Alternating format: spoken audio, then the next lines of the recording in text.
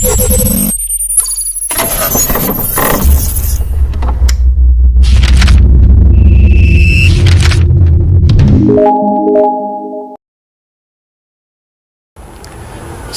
warahmatullahi wabarakatuh, pemirsa dan pencinta hikayat misteri. Bahwa kita akan bukan misteri ya, salah. Lain segmen. Kan. Jangan sebutin. Oke, Oke. Assalamualaikum warahmatullahi wabarakatuh. Kita kembali lagi dalam segmen yang sama, dalam judul yang sama, tetapi lanjutan dari kisah yang kemarin. Kita akan kupas lagi tentang pencarian Bang Herman Yahya tentang penulisan Syekh Siti Jenar. Ada apa di balik ini? Ada apa di balik misteri ini? Mari kita ikuti. Oke, Bung Herman, gimana kabarnya nih? Sehat ya? Alhamdulillah. Alhamdulillah. Kita lanjut lagi nih dengan peristiwa yang tayangan kemarin itu. Ya. Kayaknya makin seru aja nih. Waktu itu kan ada seseorang yang datang ke rumah Bang Herman. Betul. Tuh ya. Yang ngobatin anak saya si Paris itu. Ya. Dan siapa orang tersebut kan Bang Herman pun sampai sekarang belum tahu sosok manusia yang ke rumah Bang Herman itu ya. Betul. Padahal kalau dari saya lihat analogi ceritanya, yaitu beliau yang datang. Mungkin di balik ini nanti akan ada pertemuan lagi Bang Herman menuju ke arah sana. Oke, silakan Bang Herman. Begini Bang Rijal. Ya.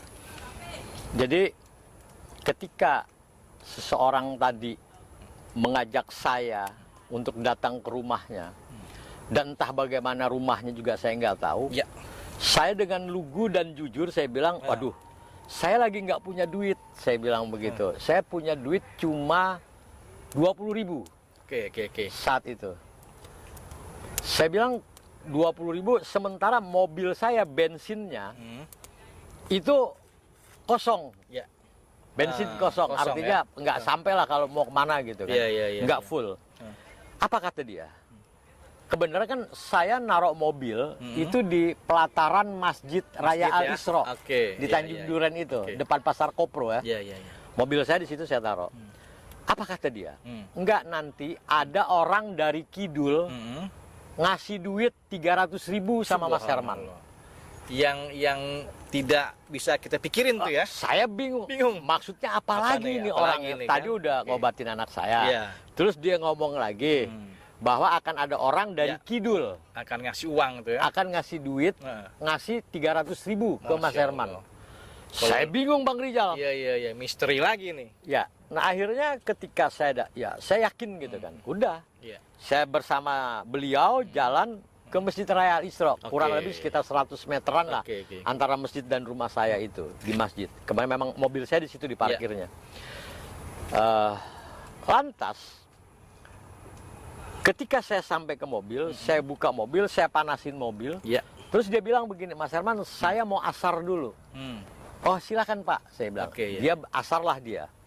Setelah asar saya lagi manasin mobil, saya lagi mikirin terus ini maksudnya apa gitu kan? 300.000. Dan ternyata Bang Rijal, temen saya itu Jurkon. Jurkon Saleh datang. Memang Jurkon itu tinggalnya di Rawabelong. Nah, berarti Rawabelong itu kan kidul. Posisi pas tuh ya. Saya kan di Tanjung Duren. Dia datang langsung dia, "Weh, coy, sorry coy. Gua lupa nih, gua punya utang sama lu 300.000." Subhanallah. Saya kaget. Allahu Akbar. Langsung dia kasih duit 300.000. Jadi lu Kon, saya bilang gitu sama Jurkon. Masya Allah.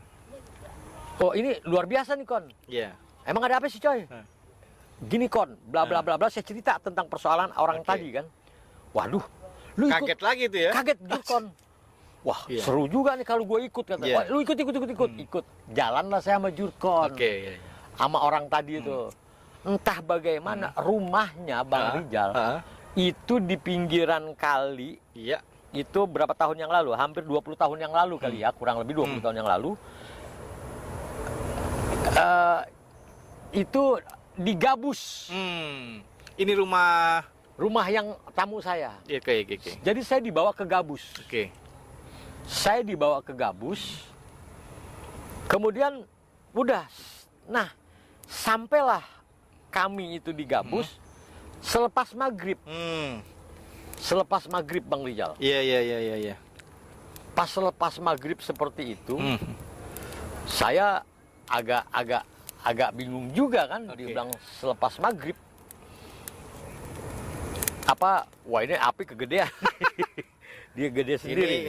Ini nih biasa nih. Ada sedikit ritual sedikit padahal kita mau bicara efek. Iya. Nah, jadi setelah kayak begitu, Bang Rijal, ya, itu saya sampai selepas maghrib, itu datang ke rumahnya yang akhirnya pada beberapa tahun kemudian saya menjadi tahu itu orang. Namanya Bang Nale. Namanya Bang Nale. Bang Nale apa Bang Nale gitu. Nah ternyata dia berbicara, ternyata beliau memang ya secara batiniah atau secara sukma, secara apa, beliau itu belajar sama Sunan Kalijaga, makanya dicari saya. Iya, pantes. Seperti itu. Ada konteksnya. Ada konteksnya. Nah ketika kami datang, itu semua murid-muridnya dia itu kumpul, Bang. Kumpul. Ada satu orang yang belum datang, yang belum datang nih, satu orang itu. Katakanlah saya juga nggak tahu tuh namanya murid itu. Tiba-tiba dia ngomong gini, ya Allah, katakanlah si Pulan. Kenapa si Pulan saya suruh kumpul abis maghrib dia belum datang kemari? Kata Bang Naleh tadi itu ya. Terus kata dia bilang gini, susulin tuh si Pulan. Dia habis sholat maghrib malah dia tidur katanya di depan TV. Bukan dia nonton TV, malah dia ditonton TV. Iya. Itu saya bingung kan. Tahu nggak siapa yang nyusulin? Itu Jurkon yang nyusulin. Iya. Coy, gue yang nyusul, gue yang nyusul. Bener gak nih kata abang kita nih, bapak ini katanya. Disuci, ternyata bener. Bener itu muridnya si Pulan lagi di depan TV dan tidur di depan TV habis maghrib. Udah tembus tuh ya. Oh, wallahu alam. Nah itulah ilmu-ilmu yang saya juga nggak paham. Memang ada lah orang seperti itu. Orang seperti itu. Nah maka kumpullah semua, singkat cerita, di atas jam 12 malam. Mereka pakaian putih-putih semua. Ada yang pakai jubah, ada yang pakai apa lagi? Ada yang pakai baju gitu koko apa semua. Tiba-tiba Bang Rijal, wah ini gelap nih. Iya. Nah tiba-tiba Bang Rijal. Apa namanya, kita bikin lingkaran. Ketika kita bikin lingkaran, itu satu persatu mereka mengucapkan salam, Bang Rijal. Assalamualaikum. Iya. Nah dari mereka itu berbicara satu persatu, murid-muridnya Bang Naleh itu, Pak Naleh itu. Dia berbicara, loh, saya kan paling tidak sudah banyak baca buku, sudah banyak referensi dan sebagainya. Betul. Sampai loh, kok ini kayak dialognya Sunan Kalijaga, kok ini kayak dialognya ya? Iya, kok kayak dialognya Sunan Ampel, kok kayak dialognya Sunan Derajat dan sebagainya. Saya bingung Bang Rijal. Mereka mengucapkan salam ke saya. Nah entah bagaimana ada di sebelah kanan saya atau di kiri ya saya lupa. Jurkon ada di sebelah kiri saya, Jurkon. Ini di sebelah kanan saya. Tiba-tiba ngegerung Bang Rijal. Wah masuk nih. Wah gitu ngegerung seperti macan gitu. Dia ngeluarin jurus kayak apa ya? Dia begini. Langsung dia ngomong. Pak. Saya kaget, astagfirullah ini ada apa? Gue jadi kayak begini gitu kan. Nah entah bagaimana, menurut konon kabarnya dia ngaku bahwa dia adalah leluhur saya. Beliau katanya mengaku bahwa saya uyutnya Herman, uyutnya pengantin kalian. Saya dibilang pengantin sama mereka. Loh saya bilang, pas dia keluarin ini dia ngomong, loh dalam hati nih saya bilang, wah ini kayaknya uyut tempang nih. Karena kan almarhum bapak saya, ibu saya sering cerita tentang uyut saya. Tentang uyut tempang itu. Yang pernah ada hubungan dengan Ki Waris atau Kong Rais. Yang Kong Waris itu yang dekat rumah Bang Haji Bolot. Jombang ya? Jombang. Udah nih selesailah kita. Ngobrol begitu, udahlah saya dapat pesan dari mereka semua. Terus Uyut saya bilang, melalui dia itu, melalui muridnya Bang Haji Naleh itu, ngomong, tolong jaga cucu saya. Jagain cucu saya. Dan semua bilang bahwa sudah merestui tentang apa yang saya tulis tersebut. Padahal itu baru outline. Baru outline-nya aja. Baru ya? outline. Belum ke dalam lagi tuh. Oke. Nah, setelah kayak begitu Bang Rijal, entah bagaimana memang konsep Sunan Kalijaga atau Geger Tanah Wali ini atau Syekh Siti Jenar ini, memang saya harus melepas nalar intelektual, nalar apalagi, nalar logika, rasional. Dan itu rasionalisme pasti saya. bertabrakan itu. Logika itu bertabrakan. Benar. Udah nih ya. Jadi saya ke Salatiga bukan hanya sekali, itu beberapa kali Bang Rijal. Nah, yang lucu lagi, singkat cerita, itu kembali lagi saya datang ke sana karena ditelepon sama Mas Padoli, sama Mas Winarno dan sebagainya. Ada seseorang kiai besar, ulama besar yang para tokoh sering datang ke sana. Para tokoh ya, sepuh ya, itu kiai. Ya. Okay. Dan itu ada di Boyolali. Jadi dari Salatiga ke Boyolali kan nggak jauh tuh. Iya. Nah, itu saya berangkat, saya berempat. Ya, yang kesekian tuh. Saya, Bayu Pamungkas, Mas Papang, Papang Sapari, sama Pi. Oh iya. Bapaknya Pian. Iya. Bapaknya Pian. Okay, nah, kemudian dia yang bawa mobil. Kami jalan berempat ke sana. Ketemulah sama kita berangkat habis maghrib. Itu kurang lebih sekitar jam 8 atau jam setengah 9 sampailah kita ke rumah kiai tersebut. Nama kiai itu sampai sekarang saya masih ingat, Kiai Nur Rahmatullah kalau nggak salah. Kiai Nur Rahmatullah. Kiai Nur Rahmatullah. Di daerah mana? Di Boyolali. Boyolali. Di Boyolali. Jadi itu ternyata tamu banyak. Akhirnya saya dan tim. Jadi dari Jakarta saya berempat yang tadi saya sebutin. Saya, Bayu Pamungkas, Mas Papang, sama Pi.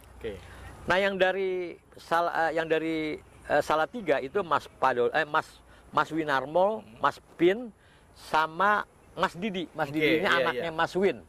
Mas Winarno nih anaknya. Seniman juga dia. Nah, akhirnya kami datang ke sana 7 orang di atas nih. Tahu nggak Bang Rijal? Diterimanya jam 2 malam. Ya Allah. Karena saking banyaknya tamu. Jam 2 malam tuh ya. Jam 2 pagi dini hari gitu.